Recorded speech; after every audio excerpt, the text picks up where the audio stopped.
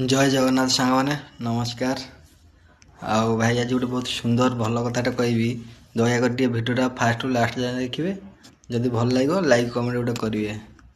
ତ କାଲି ମୁଁ ଡ୍ୟୁଟିରୁ ଫେରିଲା ଟାଇମ୍ରେ ଗୋଟେ ଚାହା କଟିରେ ମୁଁ ଆଉ ଜଣେ ଅପରେଟର ଆମର ଚାହା ପିଉଥିଲୁ।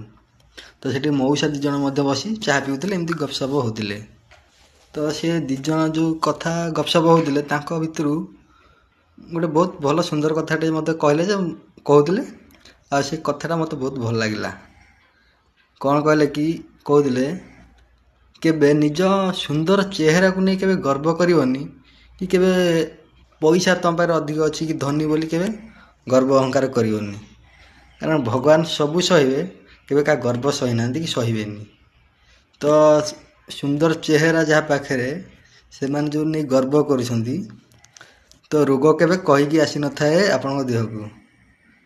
ଆଜି ଚେହେରା ସୁନ୍ଦର ଅଛି, 40 ବର୍ଷ କି 45 ବର୍ଷ ପରେ ସୁନ୍ଦର ଚେହେରା ମୂର୍ଚ୍ଛା ପଡ଼ିଯିବ, ଚର୍ମ ଧୁଡ଼ ଧୁଡ଼ ହେଇଯିବ ହେଲା।